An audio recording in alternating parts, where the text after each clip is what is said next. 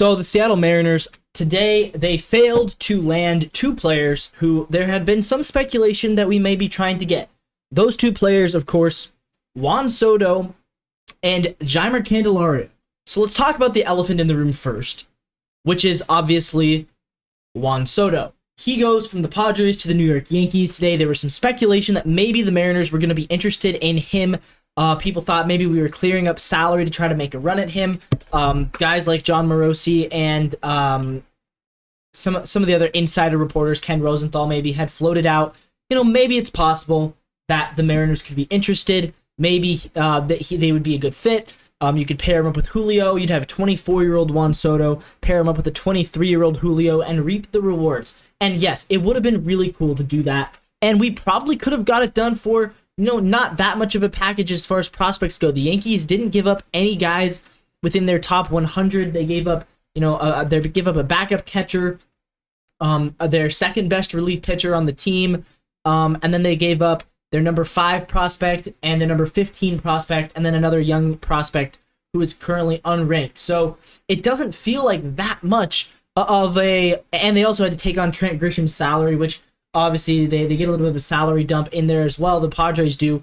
But yeah, it doesn't feel like it was that aggressive of a trade. I guess the Mariners couldn't have done that because they couldn't have taken on Trent Grisham's salary, because that's how cheap of a franchise we are. But here's what I'm going to say. Caution to the winds on Soto, because if we had acquired him, he's probably not signing with us. Realistically, that's not going to happen. Scott Boras, that's his agent. He's not going to let this guy sign a contract extension. He's going to go to free agency, and he's probably going to get a deal similar to the one that Ohtani's about to get, a $500 million deal. Maybe the Mariners are going to wait and try to sign him next offseason. I don't know. Probably not, knowing the current state of the team.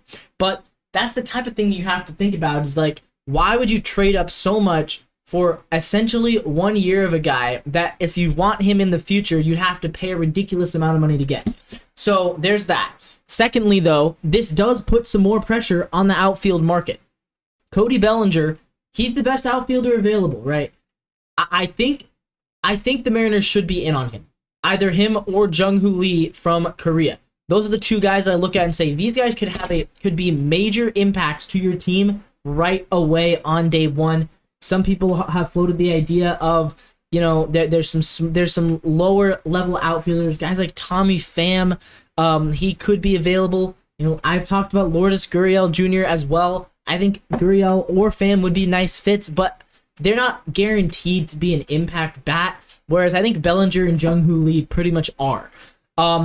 Another option, though, for the Mariners, if you want to go the trade route, the Yankees now have a good problem on their hands. Harrison Bader is now the 4th best outfielder on the Yankees. They added Alex Verdugo, they added Juan Soto, and obviously they still have Aaron Judge. So you look at the Yankees roster right now. I'm pulling up their active roster right now. Looking at the 40-man, you've got Oswaldo Cabrera, a prospect, Jason Dominguez, prospect. You've got... okay, maybe they don't have Harrison Bader. Do they not have Harrison Bader anymore? What team is this? What team is Harrison Bader on? He's a free agent. Oh, okay, he's a free agent. Well, I would look into Harrison Bader then, if I'm the Seattle Mariners. Last season, Harrison Bader had a decent season. Guy who plays really good defense. Guy who hit 240 with the Yankees. I guess he went to Cincinnati and really struggled, but hit 240 with the Yankees, 7 home runs, really good defense, played half the season. So he's a guy who could definitely help your team out, and a potential platoon role type of guy. That's interesting. I was under the assumption he was on the Yankees, but looking at the Yankees roster here, they do have an outfield logjam because they have Oswaldo Cabrera, they have Trent Grisham, Aaron Judge, Juan Soto, and Alex Verdugo. That's 5 right there, and Jason Dominguez still coming up in the system. So here's a question. Maybe the Mariners should ask about Oswaldo Cabrera. Cabrera is a guy who could be a really nice add, a former pretty high-level prospect. Last season, he didn't hit very well, played 115 games, 211 batting average, 5 home runs, 11 doubles. This is a guy who, you know what? You might be able to take a flyer on him. He's still only 24. He also has versatility because he used to be a shortstop. This is a guy who maybe the Mariners should be actively interested in. I don't know about that. They also, obviously, if you want to take a big swing, you could ask about Jason Dominguez. He's currently their number 80 something prospect. He's only 20 years old, and last season played 8 games, hit 258 with 4 home runs, and he is obviously known as the Martian. So possibly he could be a guy who you look at and say, maybe you want to take a big swing, go for him. I don't know who you'd trade them if you want Jason Dominguez, but if you want to take a flyer on a 24-year-old who used to be a highly rated prospect, somebody who could kind of replace Jared Kelenic, somebody who you could plug in with Dominic Canzone in a potential platoon role, maybe Oswaldo Cabrera would be an interesting route to go. I don't feel like it would take that much to get Oswaldo Cabrera. You could probably send them some kind of mid-level prospect and get him, maybe not even a guy in your top 30. So then let's talk about the other guy who the Mariners missed out on. Jeimer Candelario. This is a guy, a third baseman, who was floated as a potential replacement for Gino. He was floated to the Mariners as well last year at the trade deadline, but he is going to the Cincinnati Reds. Here's another team, the Reds, with a big logjam in the infield. Look at the Reds roster right now. I'm pulling it up right now because this is really interesting to me. The Reds roster in the infield, they've got Ellie De La Cruz, they've got Jonathan India, they've got Noelvi Marte, Matt McClain, and Spencer Steer. That's 5 infielders already. Now you add in Jeimer Candelario to the mix. So off the top of my head, you're thinking what? If Spencer Steer's going to move permanently to first base, Matt McClain at shortstop, Ellie De La Cruz is the third baseman, Jonathan India is the second baseman. I feel like this means that they're planning. The plan is likely going to have Candelario goes to second base. They might trade Jonathan India and then maybe you use Noelvi Marte as a utility guy and see how he develops. They also obviously have another former Mariners prospect, Edwin Arroyo Jr., still in their system.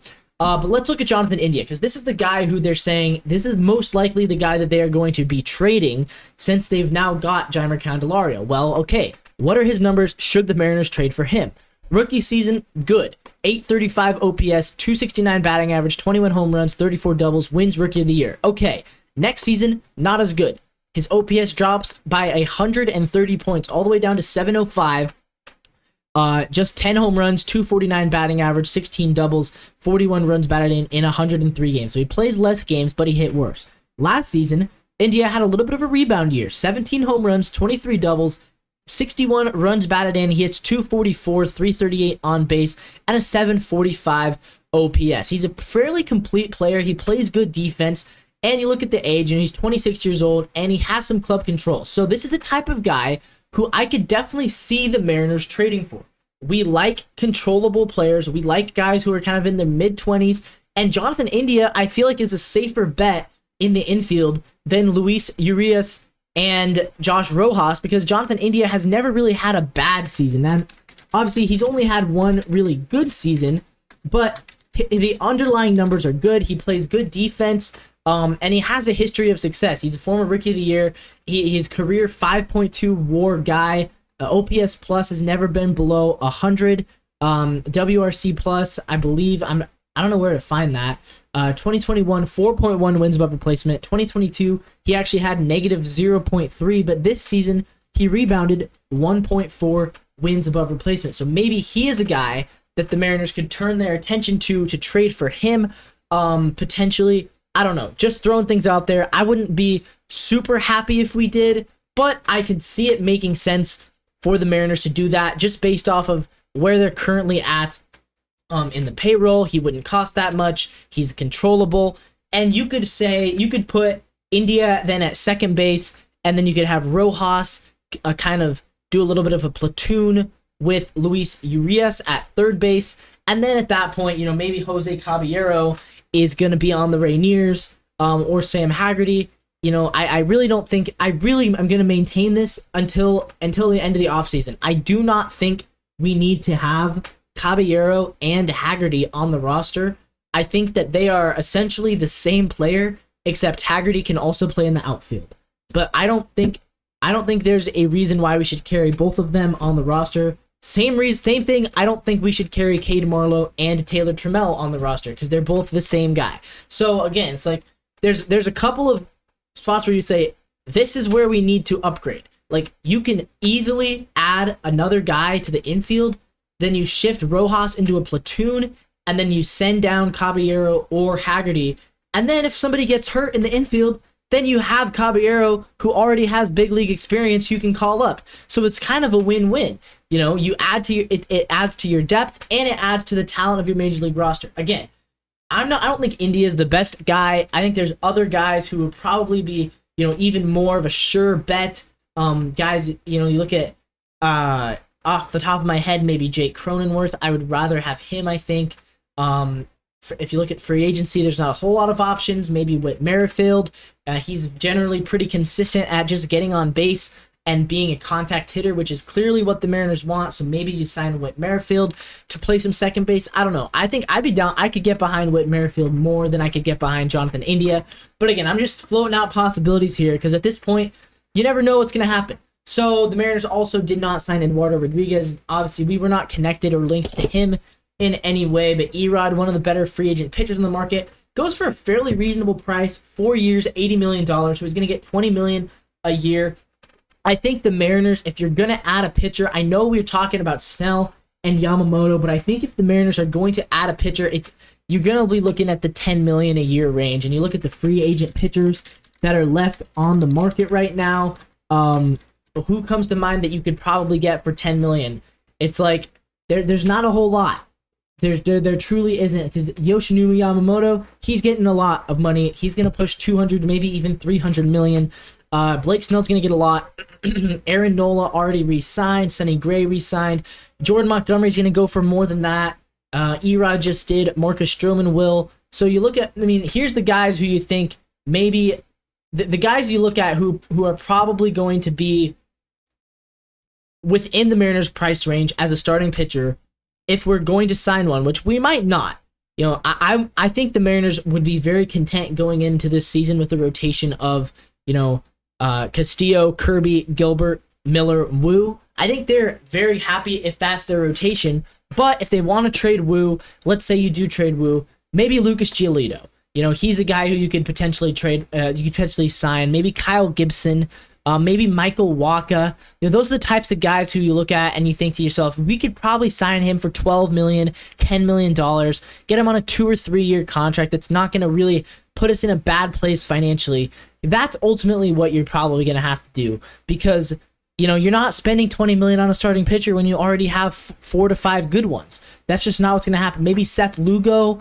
I wouldn't be very happy with Seth Lugo, but, you know, maybe he's a guy you look at. You know, Nick Martinez could be a guy, former Padre. Kyle Gibson, Severino's off the market, Jack Flaherty's off the market, Michael Lorenzen, maybe he's a guy. So there's guys who you could sign up for the Mariners who wouldn't be terrible. But again, it's like, do we need a starting pitcher? Not really. So I'm really not that mad that we missed out on Erod. So that's the Mariners news of the day. That's my take on what this means for the Mariners as far as missing out on Soto, missing out on Candelario. I do expect some moves are going to occur soon if you're the Seattle Mariners. Like, there's going to be some moves happening soon. I guarantee it. I don't know when, I don't know how, or I don't know what they will be, but there will be happening. So that's my ultimate take on this situation. Go Mariners. Like, comment, subscribe down below. This is the NW Sportscast.